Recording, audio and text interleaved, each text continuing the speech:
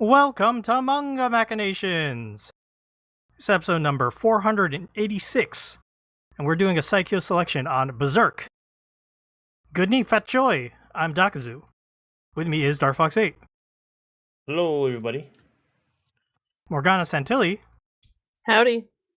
And Seamus2389. Hello. It's the Lunar New Year. Do you know why I know this? It's because at 9 a.m., in my neighborhood, somebody was doing a dragon dance with the fucking drum. Oh my god. It was fucking loud on a Saturday morning, and I was like, that man has balls. Or whoever that is. You know what's funny? I live in a city with a very large Cambodian population, and in Cambodia they celebrate the Solar New Year, which takes place in like April. And I did not learn this until the first April we lived here. I was like, I didn't know Solar New Year was a thing. But apparently it's when the sun is in the constellation Aries. It's a harvest festival like many others, but You know what I learned yesterday? What's that? I learned what Mercury in retrograde means. And I know why it's a meme. Nice. You gonna share with the class? No, because I'll probably Okay. explain it wrong. But it basically, like, Mercury, one of the things it represents is like communication. And it basically means that, like, if Mercury is going backwards or appears to be going backwards, it means that things are breaking down. And it's a meme because if something's going bad, you say Mercury's in retrograde. you've been hanging out with them astrology girlies. A little bit. Very nice. Well, Morgana back from last week and already dropping knowledge. I did not know about that Solar New Year. It's Yeah. interesting. It's cool. I was surprised. But yeah, everything around here is like all the Cambodian restaurants are like closed, and so they're like doing their thing. Very nice. Yeah, Morgana is back. In our main segment, we will be talking about Kentaro Miura's Berserk.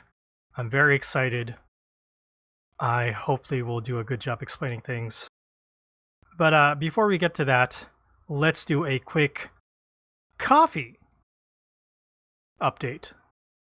I don't know why I said update. There's no update. I just want to mention our coffee.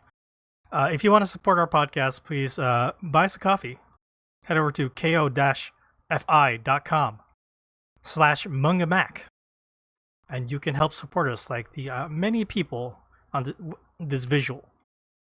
And this episode is sponsored by Philip. He helped fund this Berserk Retro Psycho selection. So thank you, Philip. And thanks to all the other wonderful people who support us. Sorry, I'm going a little fast today because we're on a bit of a time crunch. And I want to make sure we have enough time to talk about Berserk. Because we're going to talk about a lot of things Berserk. So I'm going to skip any emails or questions this week, and we're going to go into some what you've been reading real fast. Darfox, you read anything, watch anything? What's up? Yeah, but I think I'm gonna save it for later. I have stuff I've been doing the last couple weeks, but none of them are that pressing. So Okay. I'd rather forfeit my time, is what they say. Well, thank you, Dar. We do have a little time to talk, so it's okay, but let's move along to Morgana then. Morgana, you were out last week. You read anything in between celebrating Sev's birthday? You know, I thought I was going to, but I didn't. But I do, Because I gave you 5 volumes of Berserk to have to read. I didn't read those either. I read those all this week. I'm sorry. No, it's fine. I was very distracted with birthday stuff, but I really quick want to thank Chris from Canada. He suggested a movie for Severina on Netflix called Orion and the Dark, and we watched it last night. It was very cute. So thanks, Chris. I really appreciate you giving us suggestions. He's really good about sending me links and stuff to movies he thinks she might like. So I really appreciate it. Nice job, Chris. I believe Chris is in the chat because I forgot to mention we are streaming live on YouTube, youtube.com/MangaMacTV. You can also catch our live recordings here, see the Darfox face cam. A little bit Chris of saying a some reverse, hearts. reverse Manga Mac bump. Very nice. Yeah. All right, Seamus, have you read anything this past week? Did you catch up on some more Punisher stuff? Or I think you said you were going to read a book or something. Still reading. Still reading. All right, very nice. Okay, I'll talk about something real quick. This is more news than it is what you've been reading. Darfox, I think I've talked to you about this when we did our new chapter check-in at the beginning of 2024 of this year. I was telling you about a manga called Kagurabachi by Takeru Hokazono. It's a newer manga that started last September. I'm going to post it over the Manga Plus link for the other host to take a look, but it's a standard shonen battle manga. The main character uses swords. He's on a quest for revenge. His father was like a blacksmith who made these powerful magical swords. His father got killed. He's out for revenge to like find the swords and break them or something. They all have special powers. And he wields the secret sword that nobody else knows about.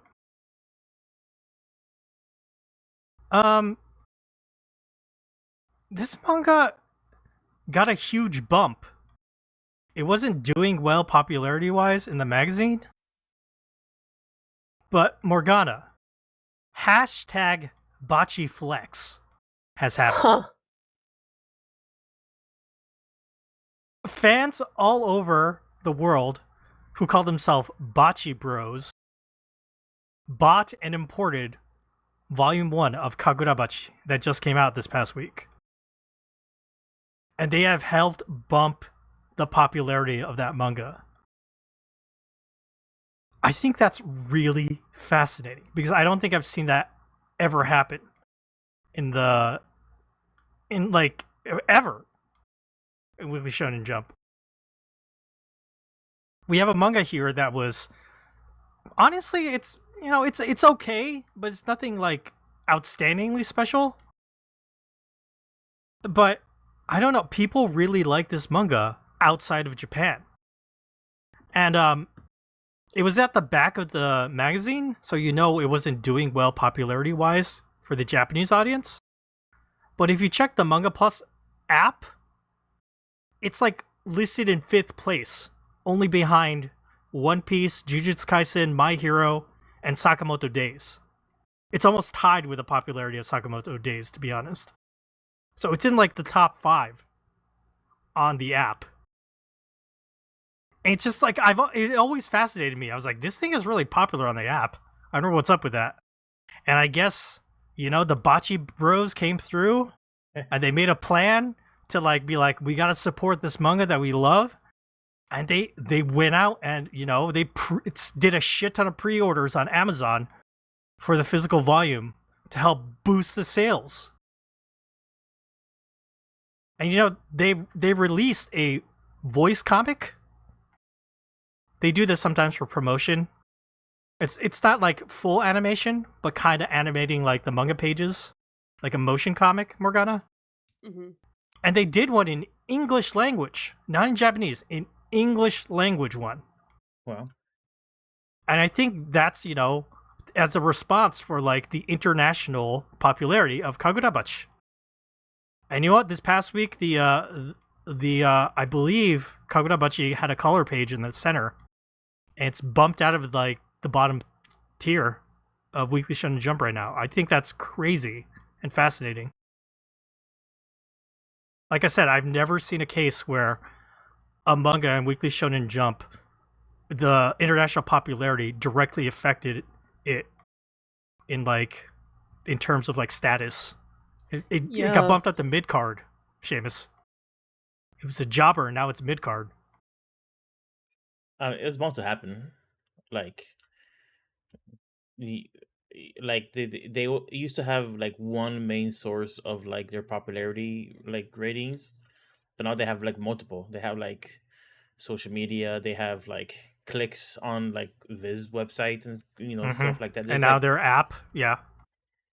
So but it's wild. I've never seen this before.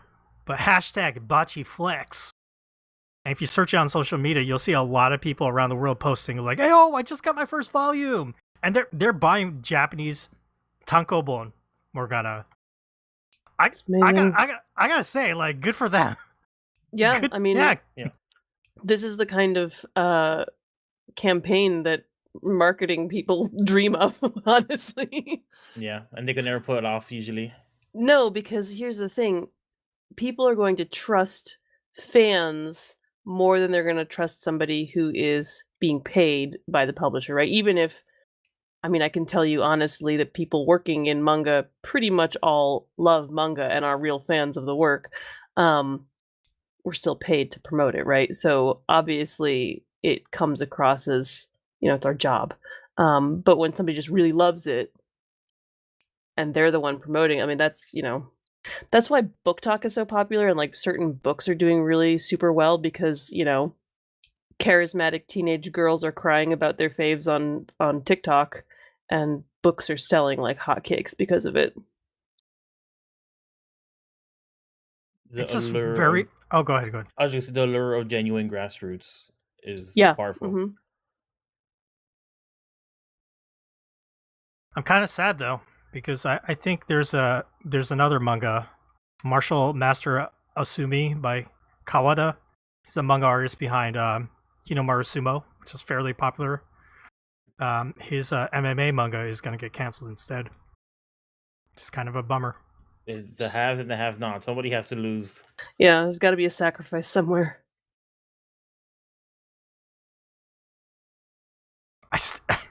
I hate to say it, I still think Kagurabachi is kind of mid though. It's not like it's.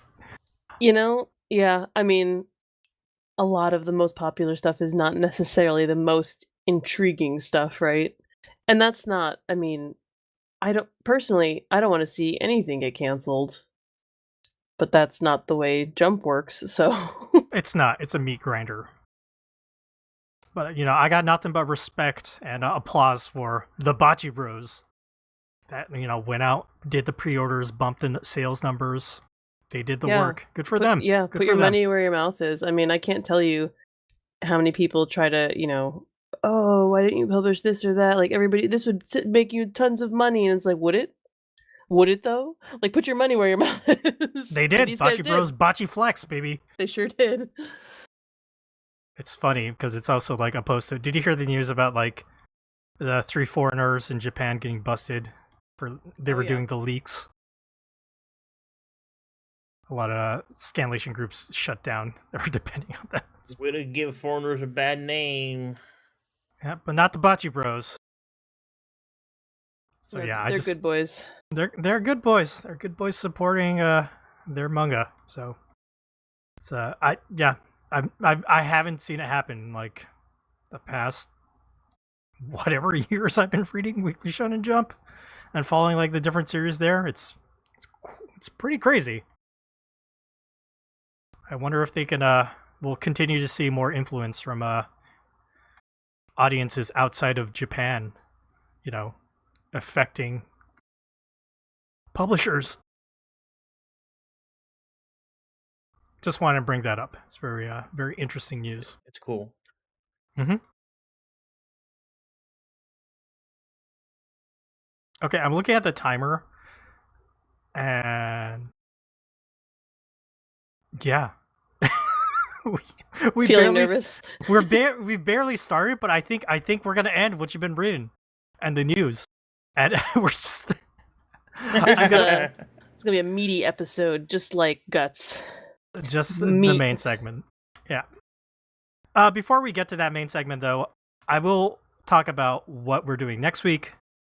Next week, the four of us will be reading Not All Girls Are Stupid by Mina Mikuta. It's a manga that is put out by Starfruit Books. It's been a while since we talked about Starfruit Books release. This one came out a while ago. We just never got around to it. But yeah, we'll be reading that and looking at that. Speaking of Starfruit, I got my copy of Panorama of Hell. Nice. And it looks great. It looks really nice. The cover has French flaps, and the inside of the cover is color. and has this like black and red artwork. It's really gorgeous, really, really nicely done. Worth the wait and worth checking out for sure. Great job, Matt. So yeah, next week, Not All Girls Are Stupid by Mina Makuta from Starfruit Books. Look forward to that next week. Okay, we've literally only been like up for like 15 minutes, but I guess we're gonna shut down real quick. So I have the break, and I guess we'll just be back in a couple minutes then to talk about Berserk. Stay tuned. Okay, everybody, we are back. It's time to do a Saikyo selection on Berserk, which is the manga by the late Kentaro Miura. Berserk is a super famous manga. I probably don't have to introduce it that much. It started in 1989, and it is currently still ongoing.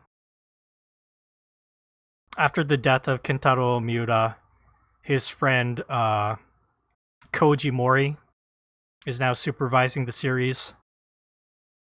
And Studio Gaga, which is the the manga studio that Kentaro Miura set up for his assistants, is drawing it. So still ongoing right now. It runs in it used to run in Animal House magazine, but now that is Young Animal magazine. And the publisher is Haku Sensha. Since we did a Saikyo selection, we looked at a specific arc in this manga. We weren't going to read everything. I think I mentioned last week that the arc to do is probably the Golden Age arc, but that arc is fucking long. It's like 10 volumes. I think, yeah, it's around 10 volumes. It's crazy long. And it's just not fair to force Darfox to read 10 volumes in a week. My dumb brain couldn't handle it. So I looked at an arc in Berserk that I personally like called the Birth Ceremony chapter, and it falls in the Conviction arc, which is the third arc of Berserk. That goes from the middle of volume 17 all the way to the end of 21. I thought it ended at 20. I was wrong. I had to add an extra volume there. I apologize. I don't like forcing my coworkers to read more than 4 volumes in a week. It's kind of asking a lot, but they did it for Berserk.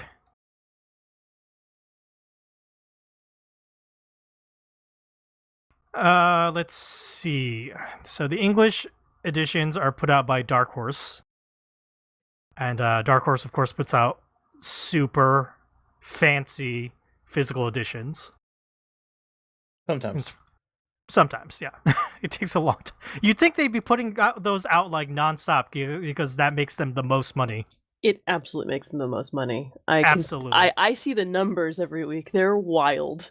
The fact that many people are spending that much money on Berserk is mind-boggling to me. People love Berserk. Hey, I mean, and they're nice books. But it's fascinating. Mm-hmm. Yeah, a long time ago, Morgana, we did a triple dip on Berserk, but it was so long ago at the beginning of our podcast, Darfox probably forgot a lot of things or doesn't remember certain things. Yeah, that's safe to say. So yeah, we did not get to look at Berserk in the past because every time I checked, there was no digital edition. Now there are digital editions, and that's why we were able to cover Trigun a little while ago. And so we are looking at the Birth Ceremony, like I mentioned, from volume 17 to 21. And it's all about the Albion and the Tower of Conviction, what happens there. And you know what? I'm really glad I picked this arc because we get introduced to a bunch of characters that have not appeared before, like Ishidoro, Farnese, Serpico, has it has a lot of good characters, and I'll get more into specifics about that later. But let me go ahead and read the copy first for Volume 17. Renegade Devil Slayer Guts, the Black Swordsman, may be the bane of the demonic realm, but the citizenry of Midland, the kingdom he formerly served, aren't exactly members of his fan club either. When the holier-than-thou knights of the Holy Iron Chain capture Guts and decide to whip, literally, some repentance into him, Guts develops a few ideas of his own, like taking the Iron Chain's leader hostage and showing her that when hell comes calling, the only thing worth praying for is a sword. That reads like a older copy. So, as far as the credits for the localization, it's translated by Dwayne Johnson. What? Yeah. Probably not that one. Not spelled the Dwayne like you think Dwayne the Rock. Duane, Darfox. Lettering is handled by lettering and retouch handled by What Repli Books. Dwayne in this country? Yeah.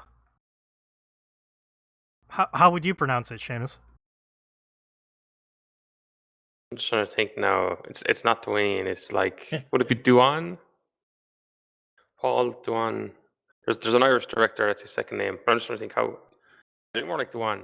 No, that one's not right either. Is it Not Dwayne Dwayne. Johnson? Morgana? I don't know because people in America, the way like you pronounce people's words, names from other parts of the world don't really like match it. I assumed it was Dwayne when I read it. Maybe Though maybe Dwayne. I am more accustomed to seeing Dwayne spelled DW. This is true. Like Wayne with a D in front of it. Yeah, like The Rock. Like The Rock. I just thought it was funny because I was like, Dwayne Johnson? The Rock? Anyway, lettering and retouch by Repli Books, so not a name credit there. But yeah, there you go.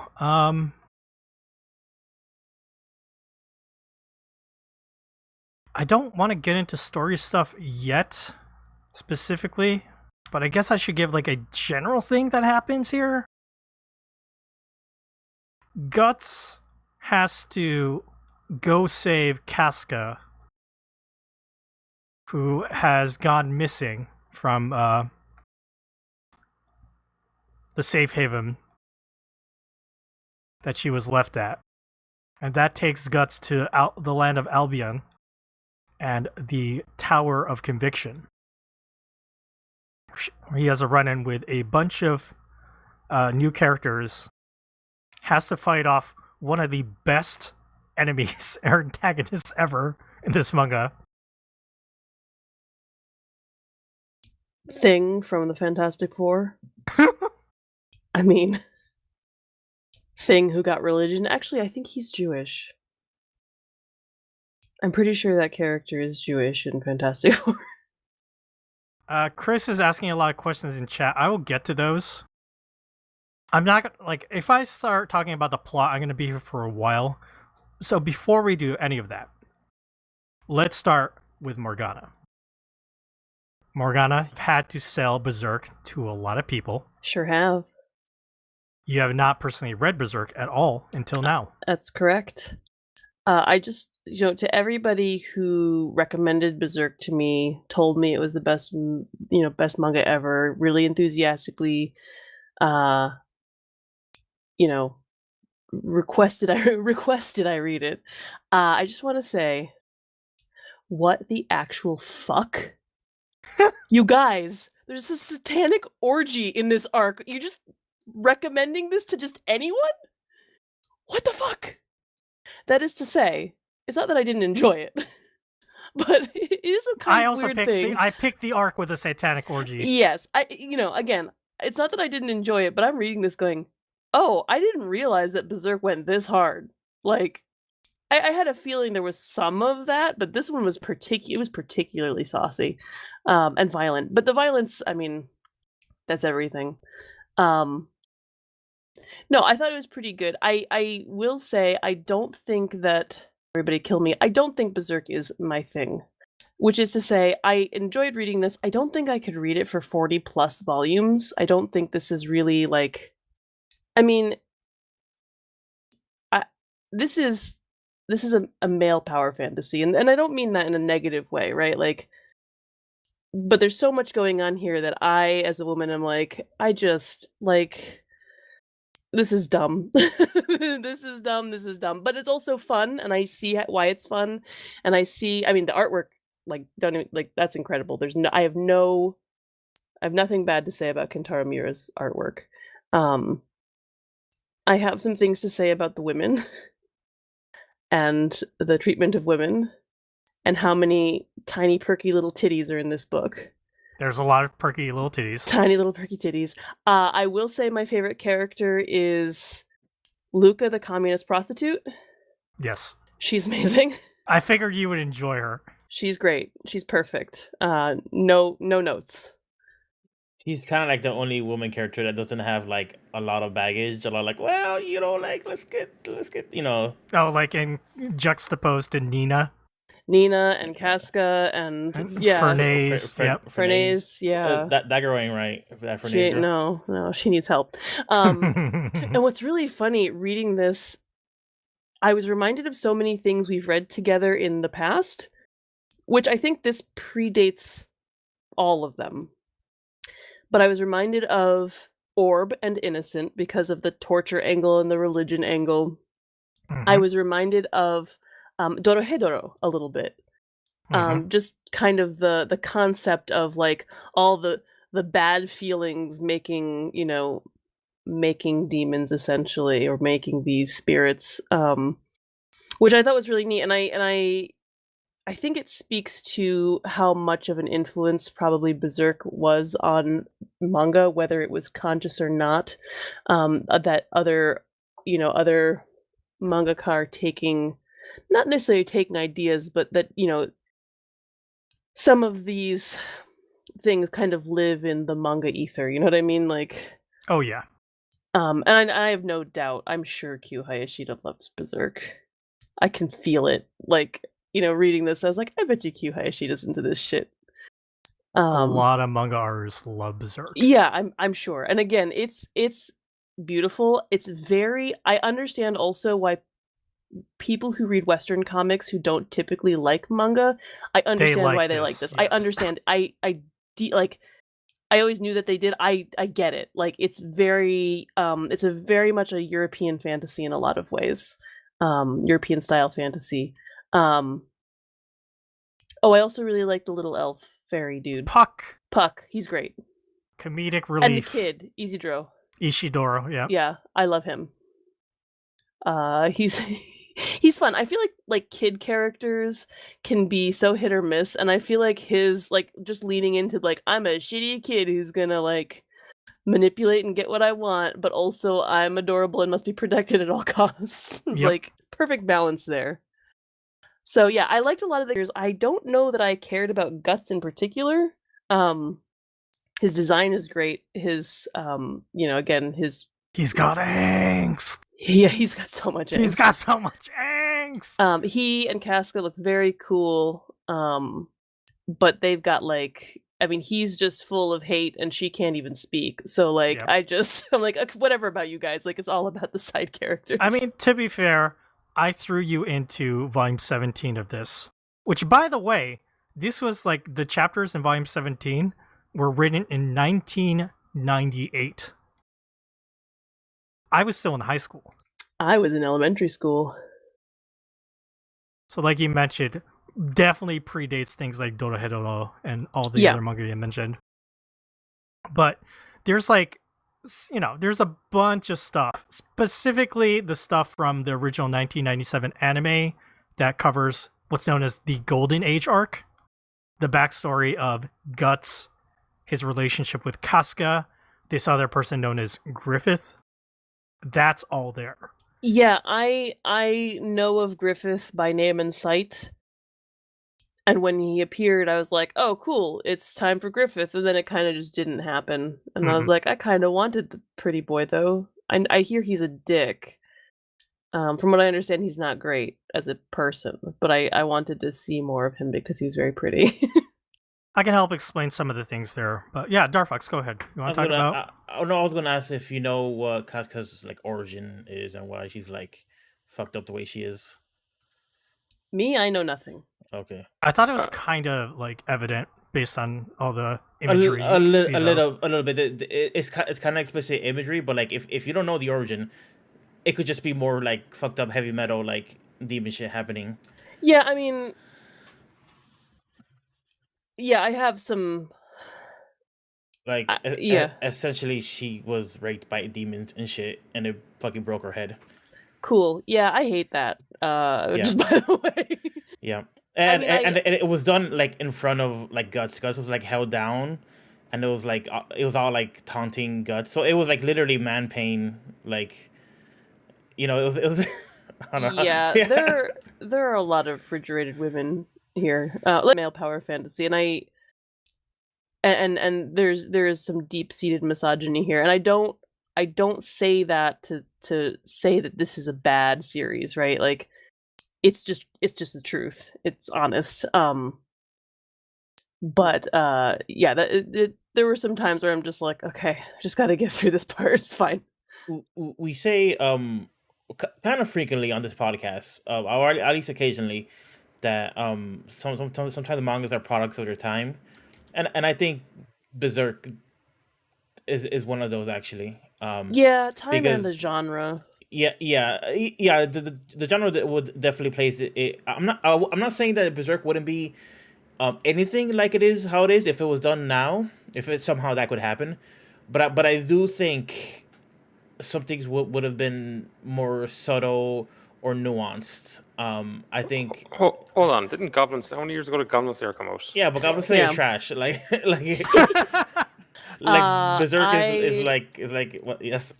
I just want to say Goblin Slayer is published by Yen Press, and I have not said anything about it one way or the other. And there's many fans of Goblin Slayers, and I apologize. I'm not looking down on anybody. I think it's a different level of work. Yes. In my opinion, it's a different like. Goblin Slayer is more popcorny, and this is, I feel like it's really really strong like comic work, like top to bottom. The craft here is just like it's really amazing. But there's just a lot of really blunt instruments in the storytelling, a lot of shock value that I think could have been like a little more subtle. I don't know. I don't know if I'm the only person who feels that way after Kitamaru passed you're totally away. Right. You're totally right, especially when you read like some of the older things, like here in this part.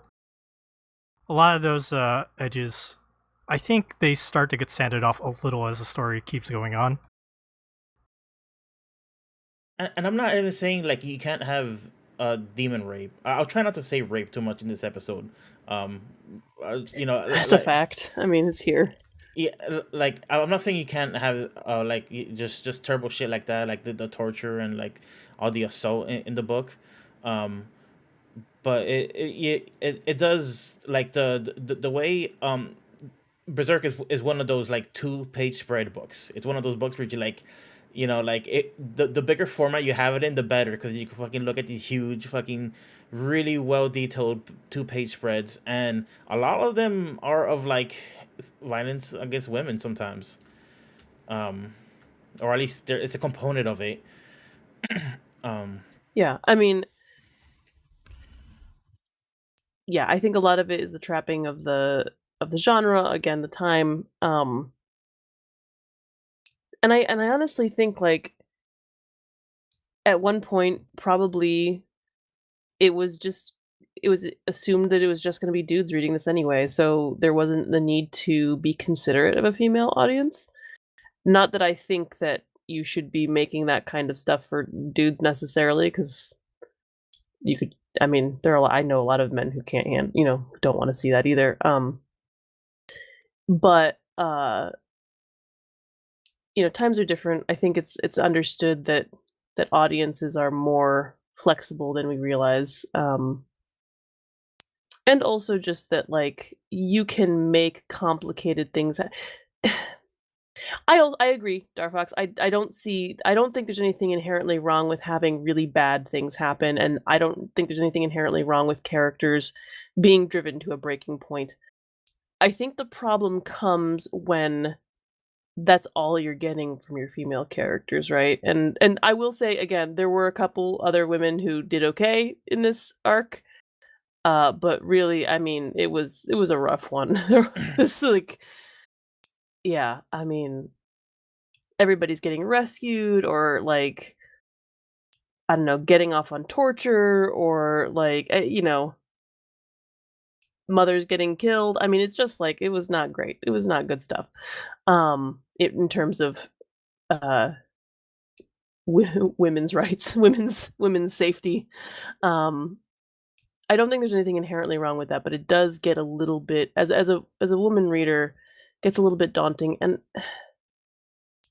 I think one of the things that a lot of male authors don't understand when they're writing in rape is how personal and scary rape is to a woman, or the idea of it. Like, I have said to my husband, I would rather be killed personally than assaulted, than I've heard, sexually assaulted. I've heard that from multiple friends and Yes. acquaintances. Yes, I would rather be killed. And he was like, I can't fathom that. Like, I'm like, you don't understand how much power that takes away from a person, how scary that is, right? And for those who have, survived sexual assault, there's nothing, I don't, I think saying something like that can be very triggering or very harmful to somebody who has survived. And I just want to say, like, that's not my intention. I think it's very scary, though. I think it's very scary for women in a way that a lot of male authors don't understand. So when it's used so cheaply and easily like that, it's like, well, but they didn't kill her. It's like, yeah, probably would have been better if they did, though. Like, it's like, you want to break her, but you want her to still be alive. There are other ways to do it. There really are. There are other ways to imperil women. That one's very cheap and easy and extremely hard to read for a lot of people. So Morgana, I don't want to defend Kentaro Miura's like choice in what happens to Casca, but there is a lot more that happens that's involved. I believe that. I mean, I haven't read, I've only read these 5 volumes, but I still, I mean, it's a complicated issue, and whether or not it should be included is I mean, it's not for me to decide. It's done, right? It exists. I just wanna put it out there that sometimes this kind of thing is I can see this being a just like a no-go for a lot of people. Just like, "Nah, I'm done. I checked out. This happened, I'm done." You know, uh And I think one thing I want to express, and I'm kind of glad we pulled the bandage off real quick so we could just talk about like the, I guess you could say the most negative thing about the book, because I have tons of positive things and tons of things I'm excited to talk about. But kind of segueing adjacent to this, but related to this, what one example that like it's not just like the sexual violence, it's kind of the writing of women, at least in this arc, in my opinion, is that this arc is called, or part of it, it's called conviction, right? And it's a lot of like, it's about like a lot of people lying to each other and not really like being truthful about what they want or kind of like who they are. The girl who was involved with the orgy, the night girl who, I forget her name already. Furnace. Bernays. People say that. Sorry, I'm bad with names, but she's like Farnese. she's super conflicted, and she's super like torn about like what she actually wants out of her life and like her duty.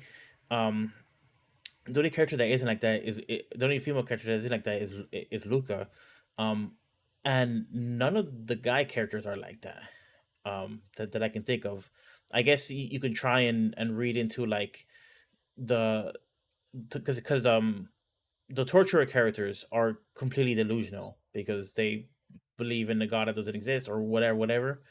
Um, but it's not portrayed in the same kind of like sad, pathetic way that it is for the women who are just they're really struggling in this arc to like even know what they want out of their lives.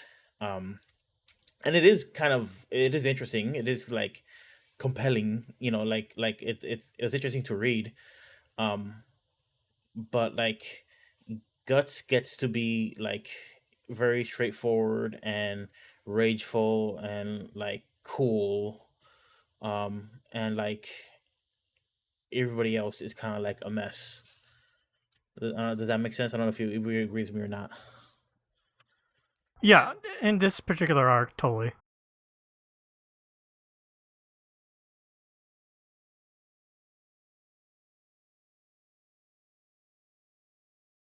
Sorry, I was trying to read up on something on Casca. Go ahead. Who's going ahead? Oh, I thought Morgana was going to say something. No, Sorry. I was just going to agree with Darfox. I do feel like, I like a lot of the male characters. Like I actually really like Jerome, Luca's boyfriend. The shitty Surprisingly, noble. yeah, he was kind of great. Like I said, I love the kid. Love Puck. But Puck doesn't do anything. Puck's a mascot, But yeah, honestly, the women's conflicts are the things that kind of move the story. So it's kind of fascinating that they that they have such like kind of they're all being rescued or being imperiled or like it's like, I mean, even Luca gets rescued by Mr. Deathman. Oh yeah, the Skull looking Knight. like looking like what's his face from Overlord? Ainz. Oh, Bone Daddy. Yeah, Bone Daddy. Loved him too. He was great. Was his name Chomes? Like, like when he came. The shitty noble. No. The skeleton man on the He's horse. just known as Bone, the Skull Knight.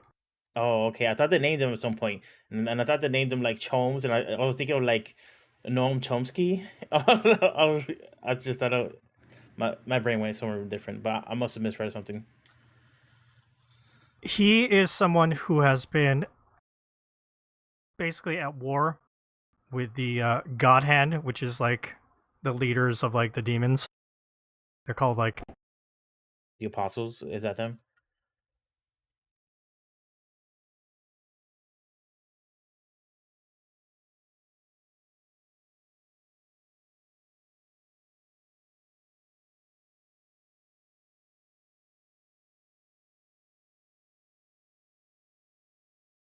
Hello, can anybody hear me? I can hear you. I can hear you. Zaga's Did we here? lose Dakazu? I'm gonna look at myself in the stream afterwards as I'm hello. panicking. Can you hear me? Yes, I've been yes. talking for a while. Yeah, I was And I looking. Now we I can pushed hear in you. my talk. It wasn't working.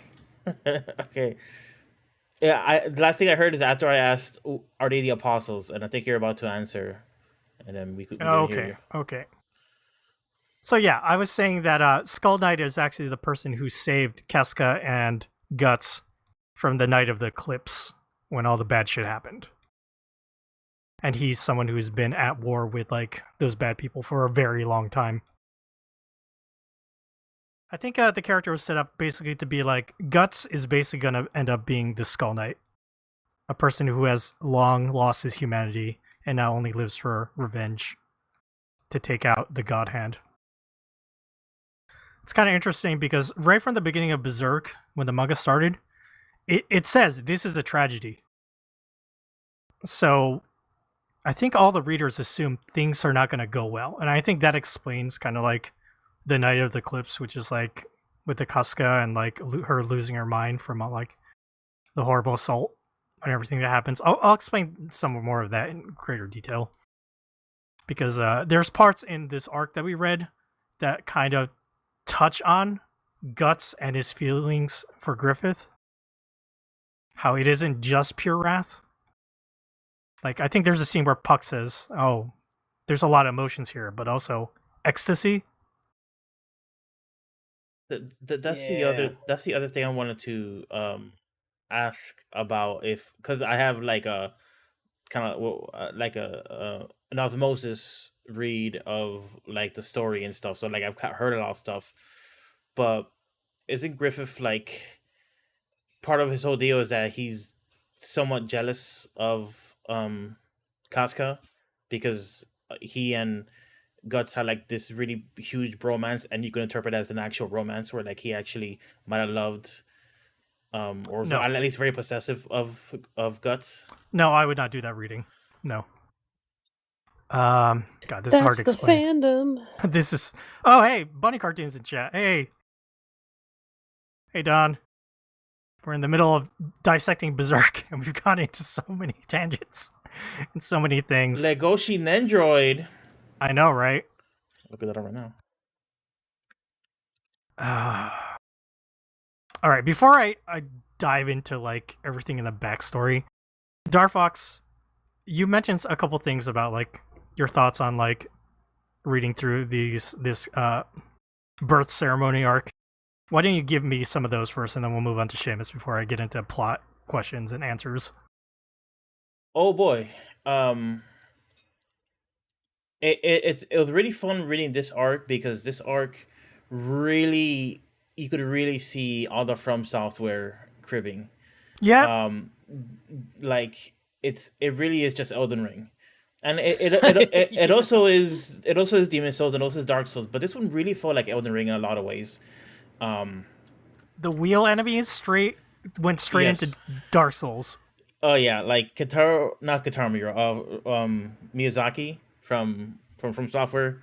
Yes, Like, not Hayao Miyazaki. Not Hayao from Miyazaki. Ghibli. The other Miyazaki. I'm surprised he didn't, like, there must be like in good terms because I'm surprised he didn't get hit by a lawsuit. So the world is so like thoroughly fucked, at least the way it's portrayed in this like story arc. It is kind of crazy that like because he visits like the blacksmith and the kids where Casca was like, you know, being sequestered, and it's so like nice and idyllic, and then it feels like 2 blocks away is literally hell on earth, and like people are just withering to bones, and Yep. the people who are like essentially in charge and kind of like looking after them are so punitive and so sadistic that they're basically, you know, like demons in human skins, which I love. I think that stuff. I mean, it's very anti-religion, but in a very simple, kind of like non-complex way. It's not like it's really saying something like really deep, but like it is. Again, it's interesting to read. It's fun to read, but I really like kind of like the texture of the world, because so you have the typical like suffering, like the famine and the war and that kind of stuff, discrimination and like the poverty, and then you have like the supernatural element where there's monsters, but then there's kind of like the weird, the creepier stuff, like the demons, like the stuff that like the main bad guys that are referenced a lot here. But then you have further stuff like the Skull Knight referencing like causality and like different outcomes in our timeline and stuff like that, which is like even further beyond like this weird like unknowable beyond, where like there is like a fabric of like creation that some people are sort of privy to, but like it's beyond even like the scope of the story, so it's not even talked about too much. And that really reminds me a lot of like those Elder Ring games, or the From Software games, where like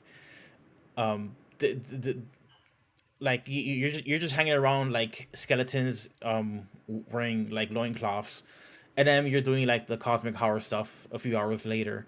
There's this huge scope of like the type of danger and the type of like I guess fantasy you could call it, and that was really really fun. That was just like one of the funnest things about the book to me, was just seeing all the different layers to it. Also, I really enjoy how it I think what makes the book good is that it really takes its time with certain things. It would have been easy because the torturer characters, was the guy supposed to be a priest? I forget. Oh, Yeah. you mean Mr. Meme, Muzgus, Yeah, and his like, and his like followers? Yeah, the torturers. it's basically just like like boss characters in like a video game. Like they're all like torture theme, and they all have like different weapons for torture. That wheel is a weapon in Bloodborne, 100%. Yes. So they're introduced and they're really fucking terrible, and they do disgusting, terrible things. You immediately want them to have comeuppance, right?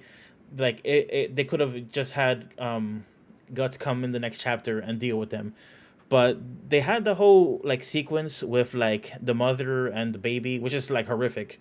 Um, but they take the time to kind of layer kind of like these characters' worldviews, which is another thing that I'm going to keep like mentioning From Software games. It's another thing that like reminds me of From Software games. The NPCs in the From Software games a lot of times just seem like unhinged because they have like just like very specific and like hard-headed worldviews where like this can only be this is my lot in life. They have some I'll do this. charged motivations for sure. Yeah, and the characters in this book were very similar to that, where this is like they've been like long indoctrinized. This is how things are, and this is how it's going to work, and anybody who says otherwise is going to die or get the eyes plucked out by this crazy like metal contraction.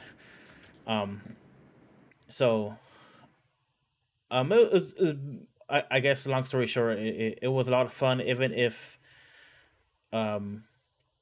some of the elements were a little weak. Like Guts is he's a pretty thin character. I feel like he's entertaining, but like I guess because I didn't see him in the prequel arc, where he was like young and happier, I guess. Oh man, Um, young and happier Guts. What is that? but like he's really like one dimensional. It seems like, but Yeah, there was that confrontation with that elderly blacksmith who's dying, and he kind of tells Guts like, "Get the fuck over yourself. It's not you're gonna make yourself miserable." And I'm sitting here like, "Yeah, kinda," and like, I don't know if I want to watch you go down with this ship, dude. Like, That's Berserk, Morgana. yeah, and I think again that's why it's not really for me. Like, I don't like. I'm sitting here like, you are making this much harder on yourself than it has any need to be. Don wrote happier Guts lol F404 file not found. hey, I saw those like 2-page spreads of him and Casca like embracing in flashback and stuff. That had to be happier. I'll get into all that. And like it's interesting to hear from both Morgana and Darfox about like how Guts seems like kind of like one dimensional. Because yeah, at this point you're only getting this one aspect of him. But I like it just so happens that this arc that we looked at for Psycho Selection is very much that's where he's at. And he is a little bit more nuanced, and there is a little bit more of a growth and a change that happens after this point. Excuse me. Dar, can I go to Seamus? You may go to Seamus. All right, Seamus. Tell me, did you read all 5 volumes? Did you quit I out? did. Oh, okay. What do you think? I think the art is incredible. I think the story is like nothing memorable. It's like I don't know how many other fantasy novels I read like 10 or 15 years ago. When you're on about Cassia and stuff, I was like, oh yeah, sure, there's lots of characters like that. Oh yeah, they get raped. I'm assuming the demon baby's hers and guts, or hers and guts and your man whoever raped her, or there's like some weird demon stuff going on. Seamus is so perceptive. So perceptive is Seamus. But that's just obvious. Like I said, you read enough of these fantasy novels, and you're like, oh yeah, like it has to be it. Like that, there's no other option here. Like there's nothing. Actually, the one thing I will say that I did think was interesting story-wise was the very bit at the end when was it Nina and what was your man's name? Joachim, kind of were like, how about we go together? And like her reasoning, I was like, okay, that's actually interesting. Oh, how she doesn't stay with Luca, but They'll both be Joaquin, cards together. yeah, even though she betrayed him, and then he betrayed her, Yep. they still left together. The rest of it, I was just like, yeah, there's nothing new here. It's, plot-wise, it's, story-wise, Darfox mentioned the fight against the different, like, torturers. That feels very kind of like, new villain of the week a little bit. Plot-wise, this is actually, like, really important, what happens at the end. The rebirth of Griffith. So She's- is that the woman, man, person who like summons the beasts? They're kind of androgynous. I think they're a man. Doug, I think you have to Griffith? get into it. Yeah, you have to Griffith get into it. he is male. Yeah. Okay, he's a beautiful Bishonen Oh, male. so that's who was reborn at the end of it. Okay. Yes. And so plot-wise, this birth ceremony chapter is very important. It's basically a continuation right from what happened after the eclipse. So let me give a general overview of the story of Berserk, which will kind of help ground where this story arc takes place. The first 3 volumes of Berserk are called the Black Swordsman arc. This is the point where Guts doesn't have an arm. He has the cannon, gauntlet, and he has his big sword. You see him fight different apostles. He has his big battle with Apostle, and he does see the God Hand, and you see him mention Griffith. After the 3 volumes, it jumps to what is known as the Golden Age arc. This is a flashback, and Morgana, Don pointed out Griffith is semi-inspired by the Rose of Versailles Oscar, very androgynous. Yes, that makes sense. Mm-hmm. What I was saying is, the Golden Age arc is a flashback that starts with the birth and the origin of Guts. He has a super fucked up origin. He was found underneath a tree because his mother was hanged, and he was born from her dead womb. Cool. He's picked up by a mercenary group, by a woman, like the main girl of the main mercenary guy, and that woman again has lost her mind because she lost her child. So another one of those, Morgana. Love it. Yeah, so she dies from pest, and he's a child in this mercenary group. His stepfather, Gambino, doesn't like him, treats him like shit. But he, that's all he knows is this father figure and tries to become a mercenary underneath him. His father figure actually sells him off to another member of the mercenary group. So he gets raped as a child. Cool. Mm-hmm. And eventually, his stepfather is wounded in battle, has amputated leg, and tries to kill Guts in the middle of the night. And Guts has no choice but to kill him instead. And then he is driven away from his mercenary camp. And then, he turns into a young teen. He meets Griffith, who runs a mercenary group known as the Band of the Hawks. And after a slight altercation with them, he ends up... Griffith is like, I want you. As in, like, I want you to work for me because you're very skilled. And it turns into this thing where... Yep, That's why he wants him. Mm-hmm. Yep. And it turns into this thing where, Guts, up to that point, after what happened with his stepfather, he doesn't want anyone touching him, starts to open up to these people, to this other mercenary group, becomes like one of their leaders, and ends up opening up with Casca. But Griffith, even though he is just the leader of a mercenary group, his dream is to rule an empire, be a king. And so there's a bunch of battles. Guts helps, Griffith get this goal. He also does some dirty work, killing off like some aristocrats for him, does some assassinations, and overhears Griffith saying, oh, my comrades are not my friends. They're, they're basically like tools, which Guts is sad about, because to Guts, Griffith was his first and only friend. His biffle. His biffle. So after they win the big battle, and now, Griffith is super popular and famous, and now is rising in power, Guts leaves the Band of the Hawks. He beats Griffith in a duel, and he leaves for a couple years. After Griffith loses that duel, things go bad for him, where he sleeps with the princess of the country of Midgard that they're serving. That king that showed up in volume 17 who was dying? Oh, yeah, that's why the princess was like, come save me, Griffith. Mm-hmm. I was wondering about that. Also, that king, after he's, Charlotte has slept with Griffith and lost her virginity, the king, tries to assault his own daughter. It's gross. Cool. Yep. Griffith is captured and tortured, and the Band of Hawks is almost destroyed. They go into hiding. Guts comes back, and he helps them save Griffith, but he's been tortured so severely that he's basically a walking corpse.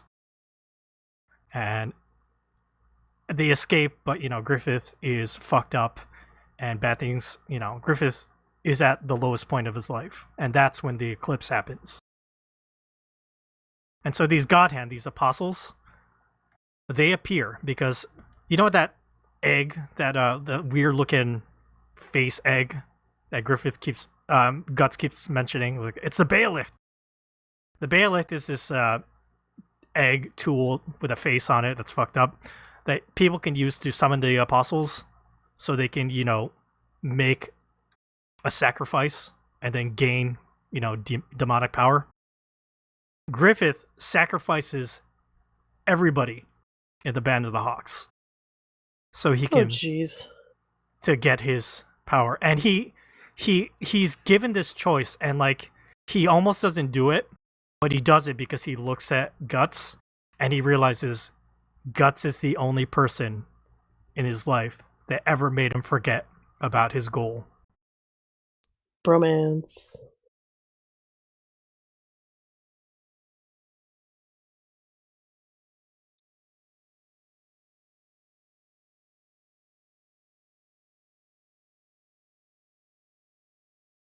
Doug, you talking? Did we lose him again? Hello. Yeah, Hello. we got you back. Yeah. Sorry, where did you hear up to? It was a natural break. It was you Guts is the only one who made him yes. forget his And yeah, so during the ceremony of the eclipse, Griffith sacrifices all members of the Band of Hawks, including Casca and Guts, to this fate to die and be torn apart and raped by demons. And he himself turns into this phantom, like, apostle, one of the new leaders of the God Hand. He has the hawk mask. Looks like you guys ever see Phantom of the? There's this movie from the 70s or 80s, a horror movie. It's kind of like Phantom of the Opera, but they have like that same kind of like mask. It looks like a hawk. Oh yeah. Anyway, so I forgot to mention, Guts and Casca fall in love at that point, even though I did get that Guts part, yeah. Yeah, Guts left, and then Guts came back, and and so Casca was with Guts' child, and then she got defiled by Griffith. Oh, cool. During the eclipse, which further broke her brain. So that is why, Guts, after he recovers from the eclipse, goes on a journey to kill all the fucking apostles and get revenge. He doesn't know that Griffith still exists in this world, and the fact that he returns in this arc is huge for him because now he is there. But also, if you notice at the end of like chapter 21, when Griffith reappears, Guts' face is not necessarily one of like wrath at first. It's more of shock. Shit's complicated. It's complicated. Phantom of Paradise, thank you, Don. That's the movie I was talking about with the weird hawk mask. Okay, hopefully I have done enough of an explanation of the plot. I'm sure I missed some key points, but that's a general gist of all the baggage between Guts and Casca and Griffith. Any questions, Star Fox? Did I miss anything? No questions. I also want to point out that Griffith Demon Fetus looked a lot like a Hideshi Hino character. Yeah. Very hell baby. Yeah. You know, in Morgana in general, like I was rereading this arc, and I thought, I wonder if Morgana's going to enjoy a lot of the horror drawings. Yeah, no, I mean, all the art was great, but yeah, I did appreciate the monsters. It's interesting, like, how I don't think of this as horror necessarily. Like, it is horror, but that's like the first thing that comes to mind when I think of Berserk. I think of fantasy. Mm-hmm.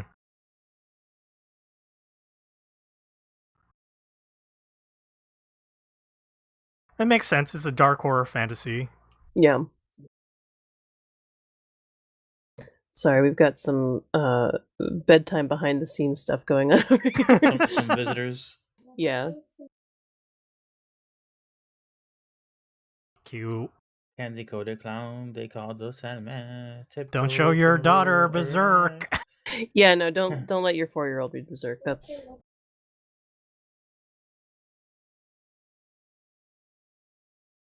Yes, that was covered. Oh wait, Griffith's body. Did you mention Griffith's body? I thought Guts was assaulted when he was a kid. Yes, Guts was assaulted when he was a child. Was Griffith's body? Was Griffith's body? Well, was Griffith assaulted as well? Griffith was there's a plot point where when he was starting the Band of the Hawks, they needed money. So there was a baron who very much was wanting okay. Griffith's body, and he sold his body for money. Later on, he ends up like killing that baron. That's fair. But he only looked at it as a transaction, a step for his goal of becoming a ruler. A lot of ambition on that boy. Mm-hmm.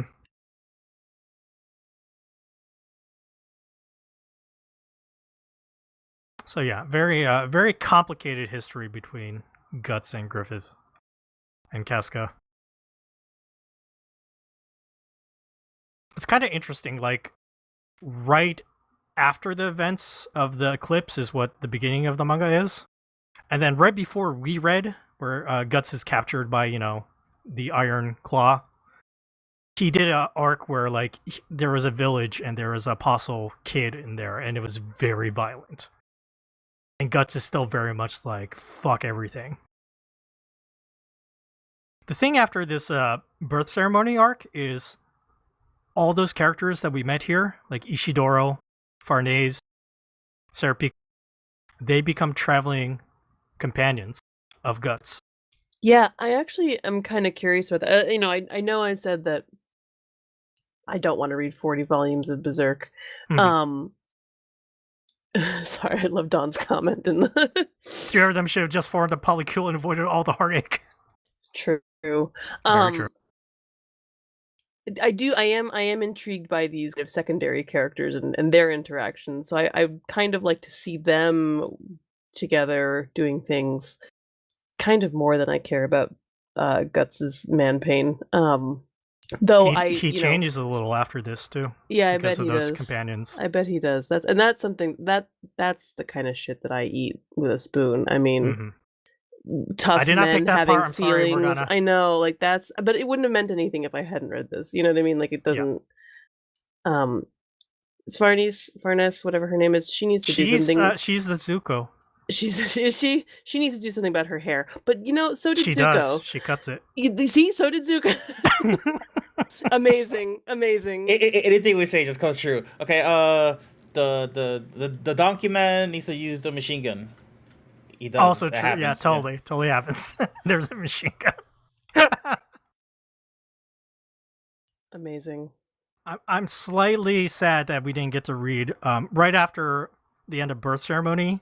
They do a flashback to explain the relationship between Farnese and her bodyguard Serpico. I Their liked relationship. Serpico. I thought he was very interesting.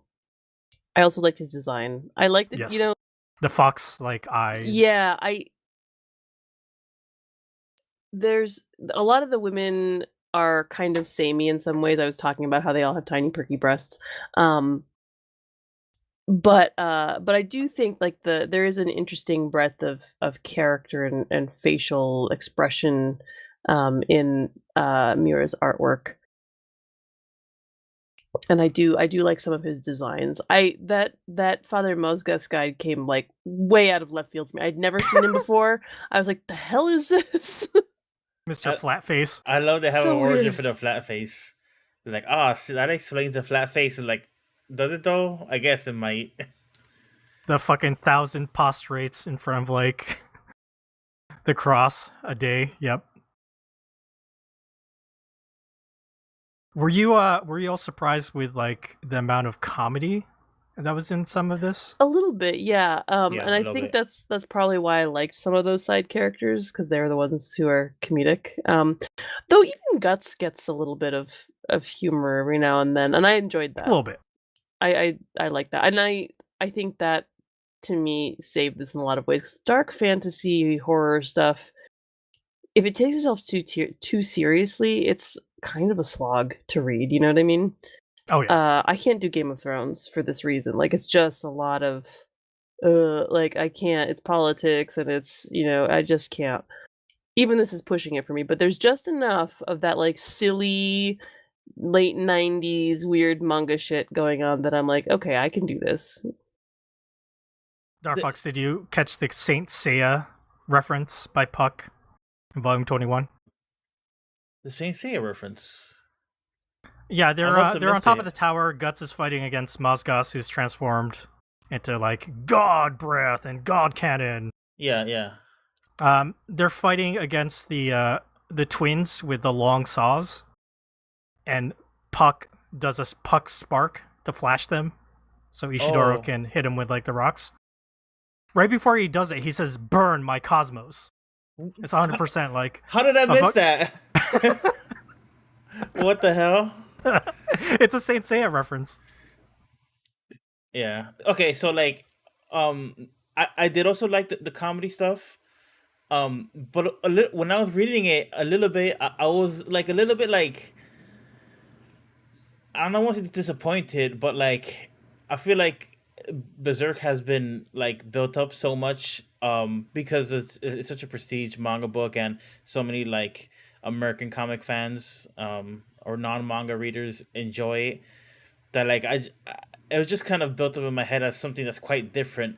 But while reading it, it's kind of just like manga. It's kind of just like, fights and then like goofy asides in the middle of it, and then more fights, and like very video gamey, very kind of just like, I don't know. Like, I don't know if I should say I was disappointed, because I think it's fine. I think it's a lot of fun, but like, there wasn't anything truly grounding about this book that makes it like, more prestige or more serious than like a typical manga.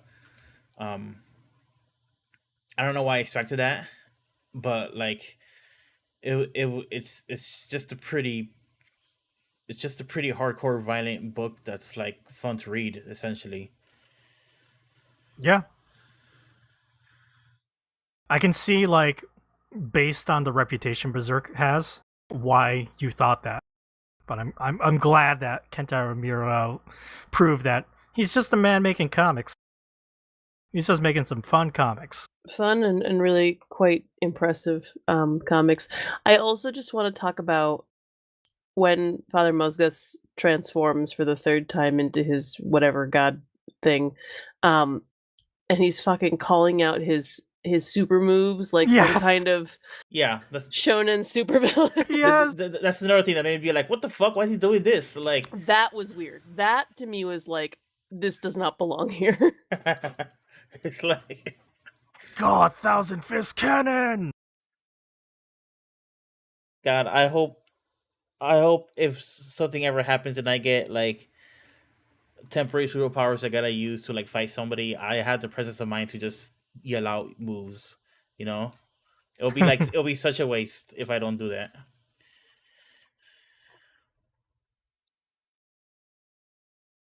We've talked about how good Kentaro Miura's art is, but Darfox, you have an opinion about his action scenes?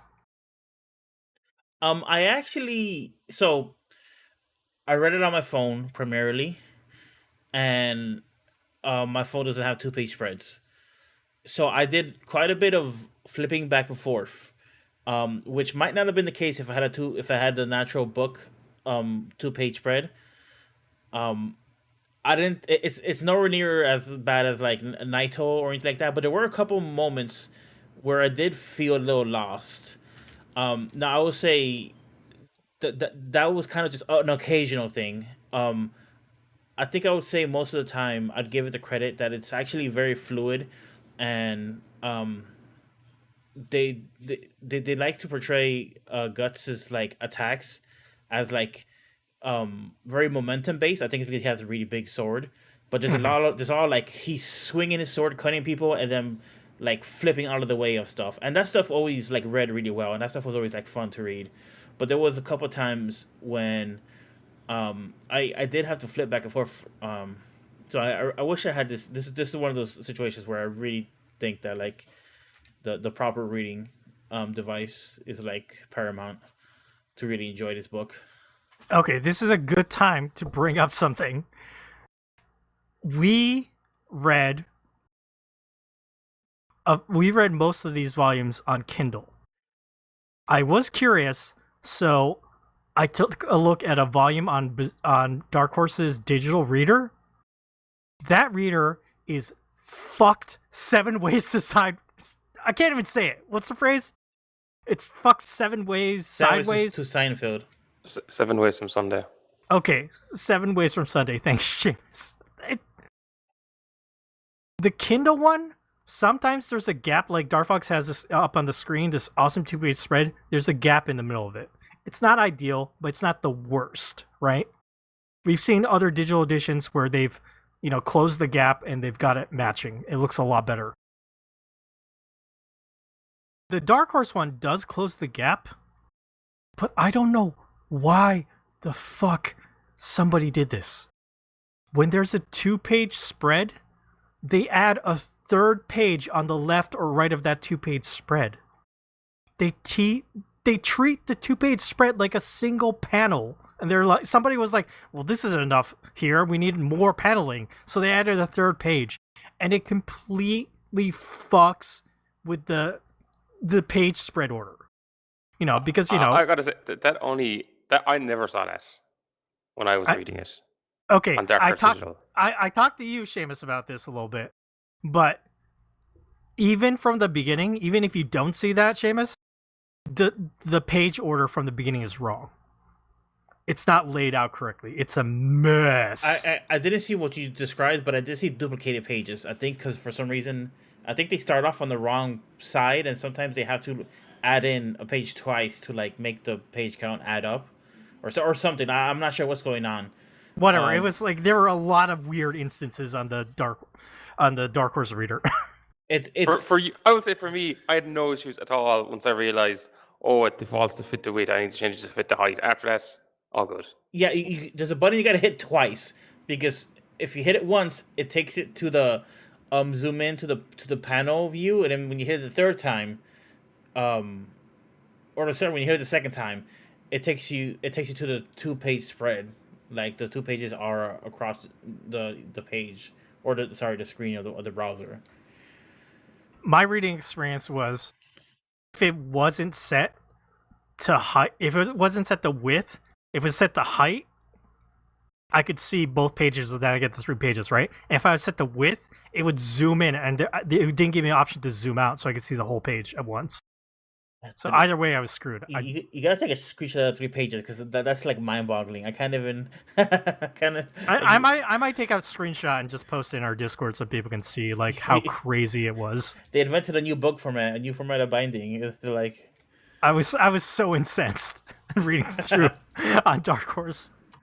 it's not ideal either way. It isn't, yeah.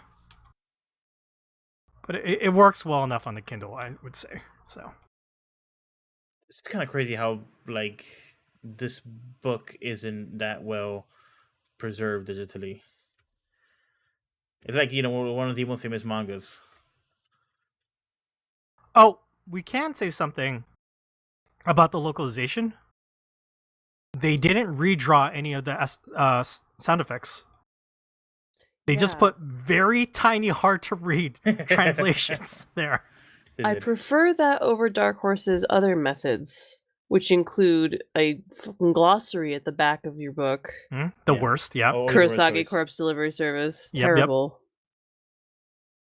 Yes, they were hard to read, but I kind of was just like, okay, but at least I get the idea of what is happening here with sound instead of, having. I mean, I just don't flip to the back of the book, so I never know what the other sounds are. I like how they probably made that choice to preserve as much of Kentaro Miura's artwork as possible.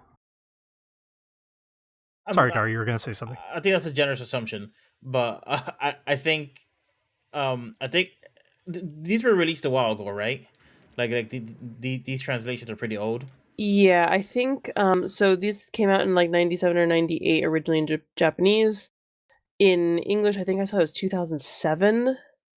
And then these digital versions were even more recent than I think 2017 or something, because obviously digital manga is much, is a bit Japanese newer. volume came out, around 2000. Before that, Dark Horse version 2008, 2007, around there. Looks like. I did feel like the sound effects that we just talked about that were in the panels, the font of them just seemed like very like weird and cheap. Almost looked like it was a scanlation at times. But yeah, I won't nitpick it too much. It's a very readable book, and like the gold shines through. If there's any kind of like awkwardness with like the format and reading it, like it's still worth reading. It's still like just like an amazing looking book. Oh yeah. Oh, do any of you have a comment on the Kushan? Oh, the freaking like Elden Ring characters. The friggin'. I guess I should have described them as the Persian faction. Is that what they are? Invading Midland, the Europe faction. The pseudo crusades. Kind of like, that was. I didn't love that. They got great eye makeup though. Really lovely.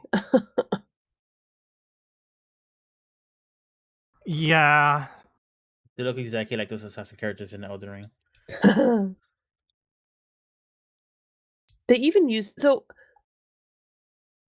Berserk takes place in a world that is not ours, correct? This is not like yes, but the setting is pseudo Europe, right? And even the characters, the Kushan characters, were speaking in Sanskrit. They're using Sanskrit, so it's like, I don't know. I feel some kind of way about that.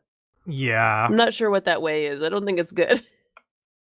It's not the best. Especially since they represent the invading force. Uh-huh.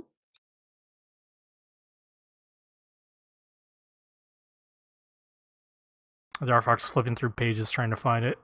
Yeah, like I said earlier, a lot of this is like paint by numbers fantasy. Yeah, oh definitely, Yeah. What's the deal? The art is the selling point of it.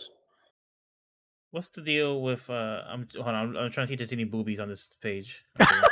No boobies. All right, hold on. Here we go. No tiny perky tits. What's There's the, so many. what's the deal So with many. the guts dragon thing? Is that just like visualizing his like ferociousness or something? Oh, when he's in the cave? Yeah, he has like a little dog dragon man that's like supposed to be him, I think. That plays a bigger role in the future after this. Okay, so it's actually like a plot point and not just like a like a artistic flair, I guess is what I thought it was. Mm-hmm. Okay. It eventually manifests itself as like a demon, or like the wrath is like an entity that It's like kills. Pooh. It's like Pooh from it's like Pooh. Yu Hakusho. I was gonna say they had to do something. They have to give Guts something because like he could barely beat like fat face McGee. Like, you know, I assume the demons get harder and harder and stronger and more world ending. And I don't know how he's gonna like actually like hang with these fights. All right, Doc, so I have a question. Is it Mhm. like he transforms, or is like the demon like bound to a weapon? The demon comes through a suit of armor he will receive in the future called the Berserker armor. Okay. It all comes. It all The comes cape together. on the back basically transforms into that wolf head mask. You can see on the cover of some of the volumes. And he goes feral and crazy, and also using the armor chips away at what is his humanity.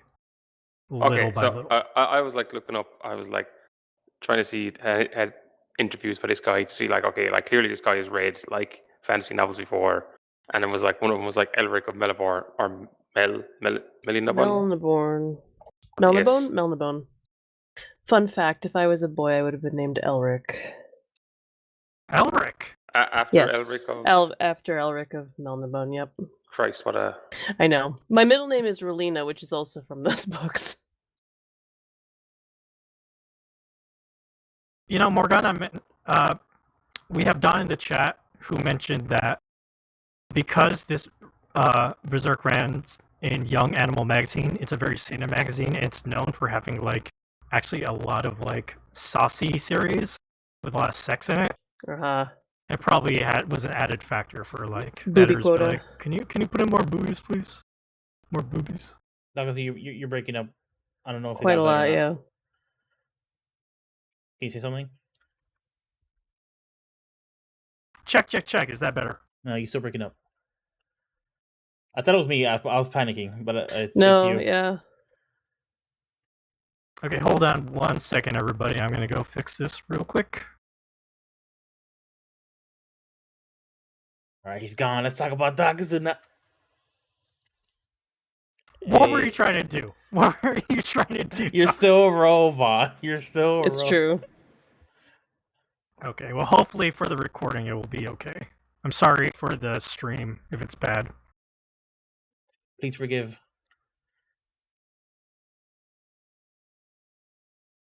I'm trying to shut down some other things. Usually I don't have a problem, so I'm gonna turn you down on my end just so the stream doesn't get you that hard. sorry. I was gonna say actually like that panel there where like it goes from like the black cave of the wall into like that demon character was definitely one of the early parts. I was like, okay, the art in this is great. Or he seems to have a big thing about like on a panel where you have like a person's face, but like the head is almost like a memory, or it's like flipping. It's like not. It's like another scene. I think is it this one where it's like he's thinking of Cassia, so it's like the top half of the panel is her face, and then it like goes into like the top of his head, and it's just his face in the lower panel, and he like goes back to that a lot. I think nearly every volume I'd say must have had it. It was always cool to see like some very good variation on it as well. There was a close-up of Guts' face. I think it was I don't think it was a 2-page. I think it was a single page, but it was just like, just gorgeous, like really detailed, and like I couldn't tell you what volume it was in or anything, but just I was 21 right after he sees Griffith. 21. That might be it. Just like really, really detailed. Yeah, I was really, really impressed by a lot of the art. I mean, you know, I definitely, again, I have my qualms with Berserk, but I think that I understand why it's so beloved, and reading it, I couldn't help but be like, yeah, this is what I'm here for. Like if I'm gonna read this is what it's about the art. Oh yeah, I think that's for everybody. I put this one up. I'm not sure this is one you're speaking of, but this one's pretty cool. Oh yeah. Also, kind of visually implying that even though his whole thing was to like protect Casca, now that Griffith's here, he might actually be more interested in fighting Griffith than protecting her. Yeah, this is not the one, but this is also like really just stunning. I think it's a couple pages before the star. Right. I don't know how much it should be shown. Yeah, I think it's gonna be my last one. I'm going dark again. Hold on. Going dark mode. All right, I'm searching. I think you turned me down too much, Dar. Don can't hear me. Yeah, sorry. I couldn't hear him, so I was hoping that. Oh, sorry. 1 second.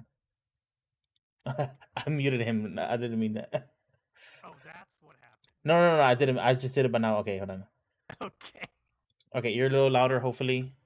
Okay, hopefully I'm not that robot-y anymore. Morgana, what if I told you the art gets significantly better than this? That's just wild. That's bananas. It's not possible. Is it well? Did it also just get like massive amounts of hiatus in its production, in its Yes. publication? Yes. Yes, I know this because we used to get people coming in all the time and like, where's the next Berserk? I'm like, that's not it. Like, he's got to stop playing video games and Yeah, apparently he got addicted to like Idolmaster or something. Like took a huge hiatus. Yeah, the man's gotta take a shit. The man's gotta eat, and the man's gotta play like Idolmaster. It's okay. Let the man fucking live his life. yeah, I don't. I mean, as you know, I don't have any patience when people, I'm like, nah. You just gotta let him live his life. You'll get your Berserk.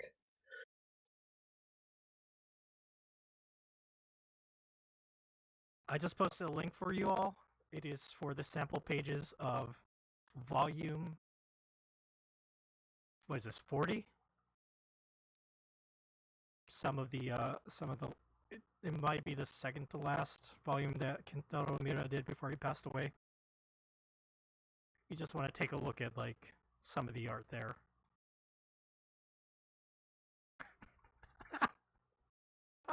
At the beginning I said Kentaro Murata gets away from like the weird like sex stuff, and the final page of the sample thing I forgot they look at little penis monsters.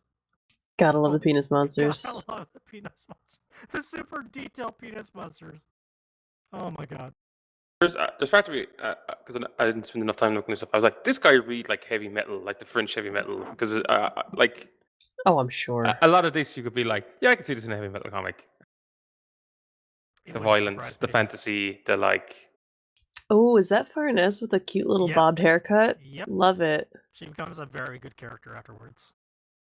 Basically, Casca's caretaker and protector. She works out whatever the fuck like torture porn shit she was like dealing with. Yes, like I said, she's the Zuko. Yeah, like I mean, whatever she was into, that's cool. I don't want to kink shame. It's just Not when people are dying. just like explore it in a safe way, I guess, in a non like Spanish Inquisition kind of way. Yep. Oh, sorry. I need I'll do the penis monsters because they don't look exactly like penises, but they're penises. Don't put that. Don't Okay. do that. What do you mean? Okay. I'll do it right before the penis monsters because there's a lot of detail here. Yep.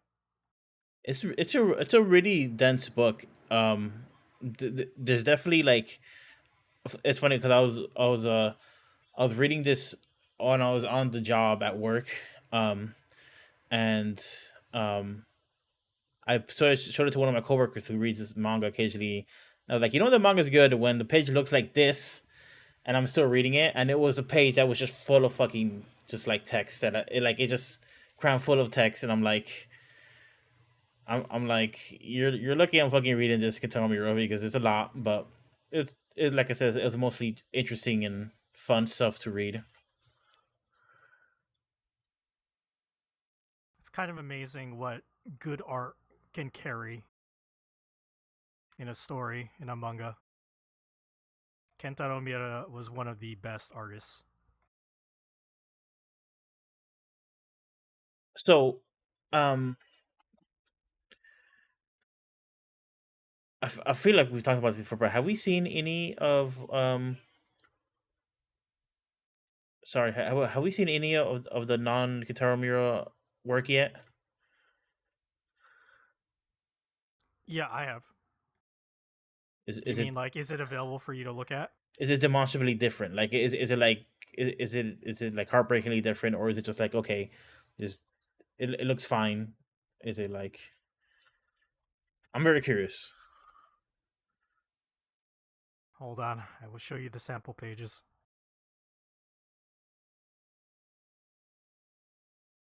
I think it looks different.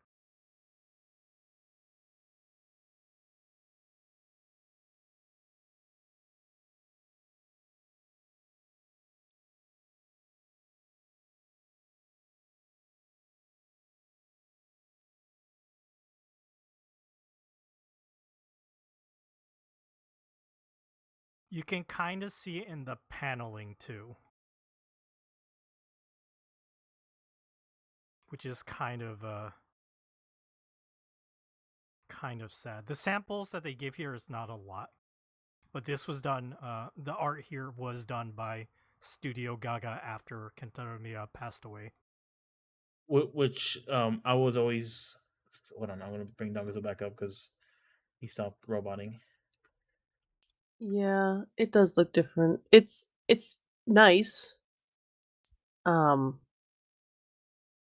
I don't think it's doing for me what Miura's work did. I mean, I don't know. Yeah, I don't know. It is different. You can tell it's different. I was always very pro Studio Gaga like continuing Berserk because I really feel like even though Berserk is Kentaro Miura's book, obviously it's his baby, and obviously it's like so much of him is into that book. There's people who've worked on Berserk for many years, and I think they deserve ownership of that as well.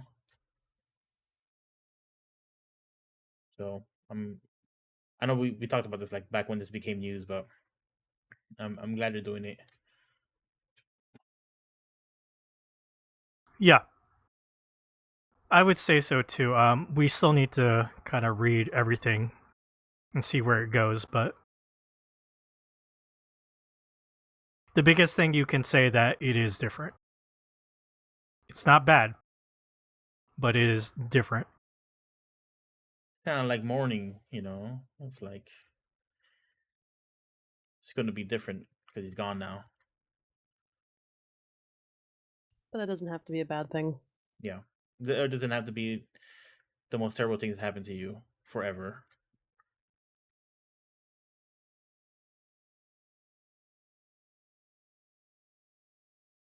You know, one thing we haven't talked about yet is the anime adaptation. There's the 1997 original anime, which covers the Golden Age arc.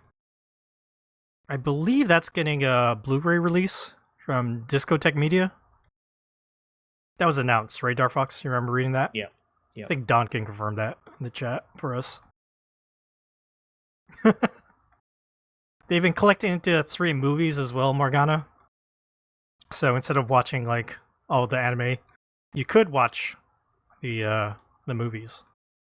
I heard they have bad CG in them now. But speaking of bad CG, the stuff that we read here for the birth celebration arc, Darfox, you remember when they were like, Berserk anime is back, and everyone was like, oh no, it's CG. Yeah. It's this arc. Is this the arc where Berserk was like walking Berserk? You know, Berserk McGee.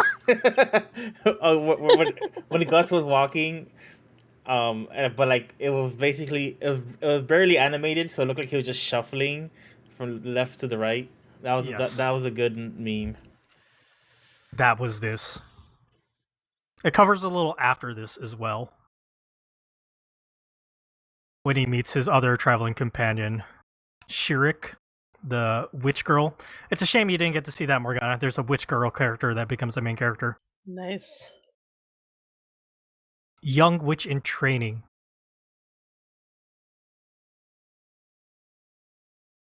Wait, they burn witches, or do they only burn witches in that one town, and everywhere else is like witches and shit?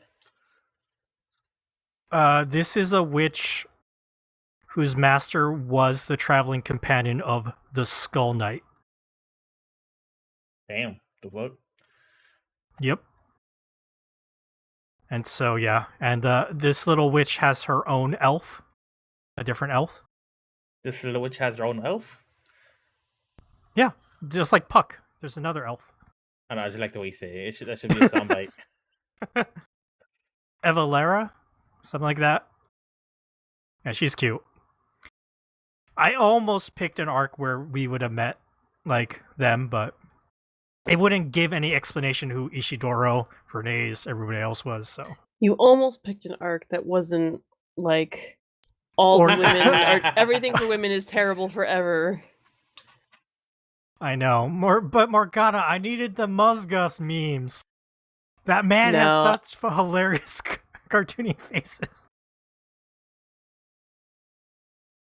It was fun. It was fun to read. It was. I'm glad that I can finally say I've read some Berserk and I can shut everybody up now. That's right. Now they're gonna bug you. It's like, but you didn't read Golden Age. That's the best part. I've read enough. You've read enough to form an opinion, and that should be good enough for you. And hopefully I've explained enough about the story and any other questions you all have. But we should start wrapping up on that. I'll start with Seamus. Do you have any other questions or things you want to mention about Berserk? It's a birth ceremony arc. Or chapter, I should say, in the conviction arc.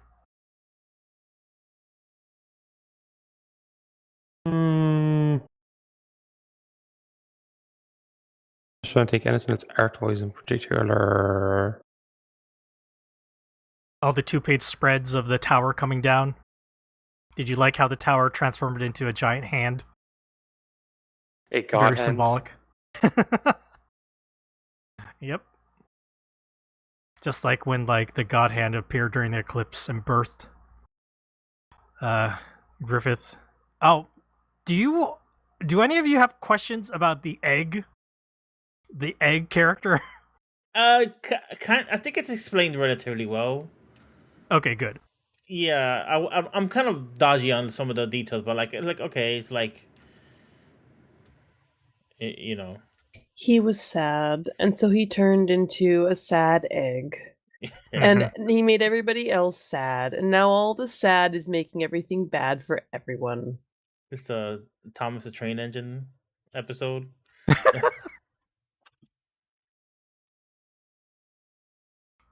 That egg was going around causing shit. Yeah, at first the eyeballs throughout the arc, I didn't know what they were, but they make it pretty explicit what it was. I was like, is that He turned the heretic leader, the goat man, into an actual goat man. Okay, so actually, I had a question about that. Is that guy supposed to be literally Satan, or is that just like a goat guy? Is Satan just like one demon running around in this world, or is there like a concept of Satan? Because that guy was like very Satan-esque. Oh, because it was the goat. I think they're called a satyr. Like, as far as like mythological creature wise. Oh, goat people. Yeah. Okay. It wasn't the devil or Satan, like you say, Dar. Just But a cult also, leader who it wasn't not Satan. I mean, let's be real. This thing was, if this was not based on like the Europe at a certain time and the It makes sense with the Inquisition, the the torture that's Inquisition and happening. Yeah. the Crusades and it's very entrenched in that kind of idea. Except Guts has an automatic fucking arrow, like crossbow, hand And a crank crossbow. fucking handgun, hand cannon. Yeah, he has a cannon in his like prosthetic arm. And impact grenades. He just kind of just blows people up real good. Those were new. Those were added in this arc. He got those from his buddy Rickert.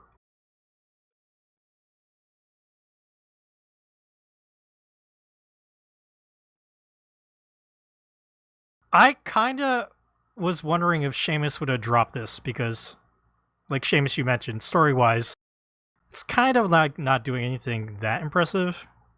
I think like the first 3 volumes were, I think they kind of, how would I say, flowed or like plotted well enough where I was like, yeah, like, you know, I wasn't like too conscious of it. I was like, yeah, this is alright, the art's good, some good action scenes.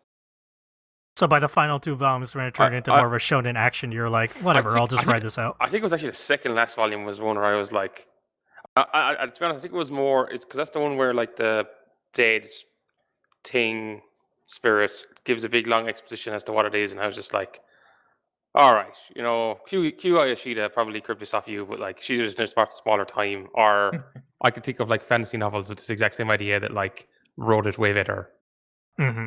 Yeah, I think it's funny. Like he needed to just like cut down on the writing, or like just be like, right, I'll just draw it. Someone else write this dialogue. This is what I want you to say. Just you write it better because like I'm not that good at this.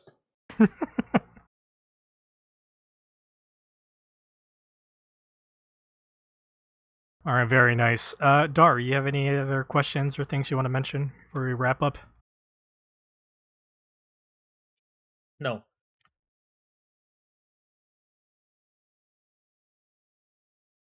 Oh, really? Nothing else? Tell me what you want. You're singing the original OP song from the 97 anime. It's a great OP. Dun, dun, dun, dun. It Da, really da, da, da, da, da. doesn't really fit the vibe of the show, but it's pretty. I know, it's so weird, but it works. It's a rocking song. It is. Morgana, you should hear it if you haven't listened to it. I do want to ask you, because you mentioned like the whole thing's going to shit. Like, how apocalyptic does it get? I'm interested to see like how far he pushed that. It doesn't get apocalyptic. It turns more fantasy. After this arc, the Conviction arc, it's the Millennium World arc. Yu-Gi-Oh had one of those. The world becomes more fantasy with more creatures appearing alongside the humans. And then Griffith appears as the savior of Midland with an army of demons that fight alongside him. And then he basically becomes the ruler of Midland, the hero. He becomes the White Hawk, when in fact he's really the Black Hawk. He's both. Billy Bat. Get your bingo cards out, guys. We'll just describe all this to like when you're on about from software. It's like some of the design stuff definitely from software. I think more of this. I think more of the story stuff could just equally be like they were reading the same stuff back in the day. Probably. It very much feels like Berserk is a story that's going to end with Guts chopping his way through this kingdom that is now established by peace, and everyone looks to Griffith as a hero to fucking murder his ass. And it's probably not going to go well. Bad things are going to happen in the process. My guess is Guts will completely lose who he is. Except for the motivation to kill Griffith. But possibly save Casca in the process. Maybe. She might also die. But Berserk is supposed to be a tragedy. I don't know if the tragedy has already happened with the Eclipse. That could have already been happening. But you kind of get the feeling it's not a happy ending for Guts.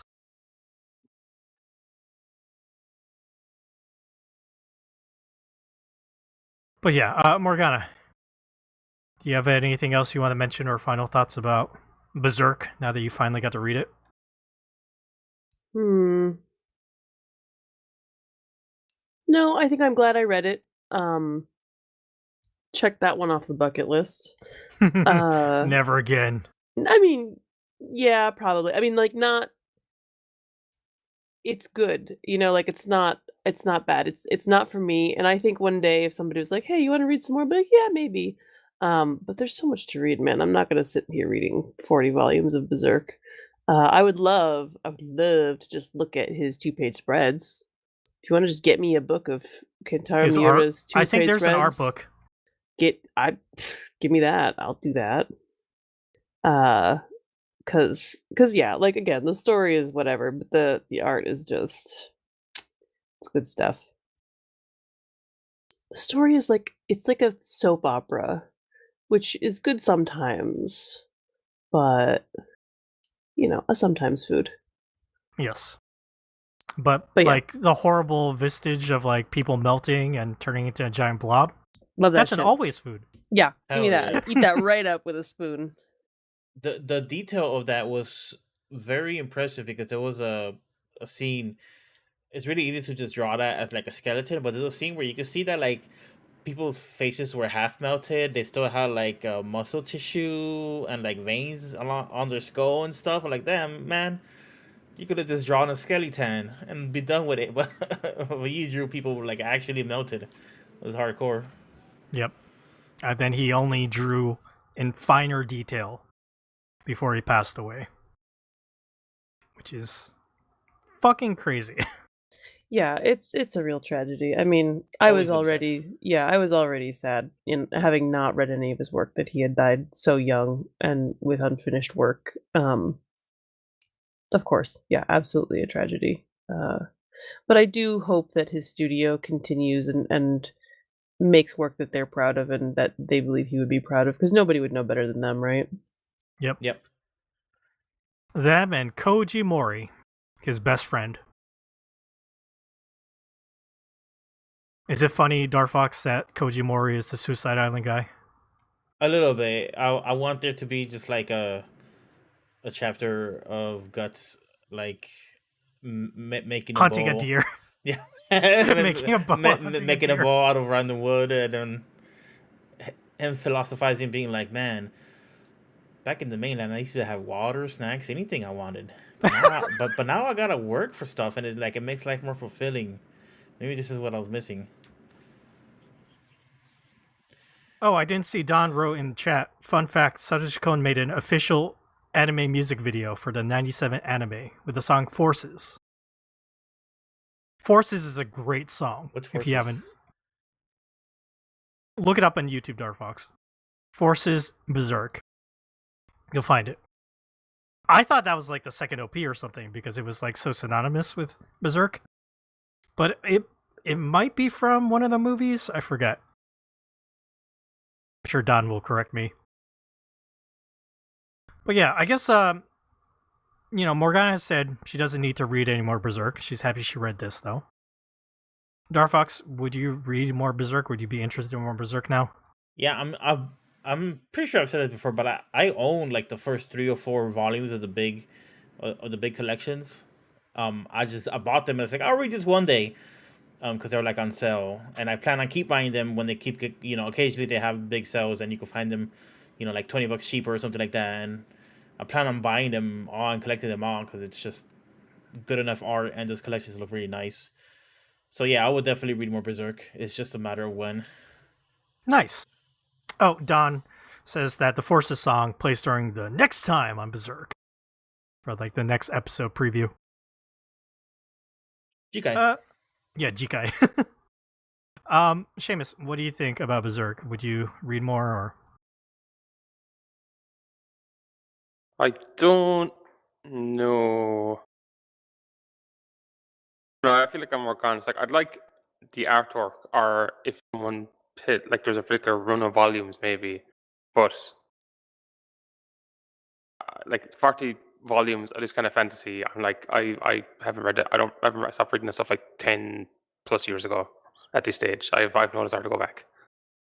Yeah, we already mentioned that, it shows its age a little bit with how the story is written, but I haven't read Berserk in a long time. So going back to it is pretty nuts. My brother collected it while I was in high school. It's a hell of a thing to read when you're in high school, let me tell you. Seriously. Jesus.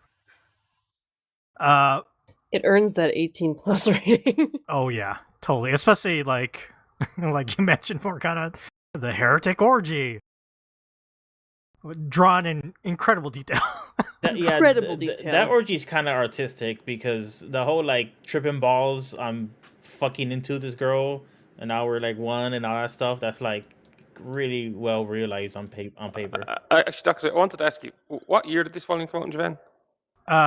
Probably 98, 99, around there. Interesting. You think End of Evangelion? No. I'm actually thinking of the start of the second Matrix movie.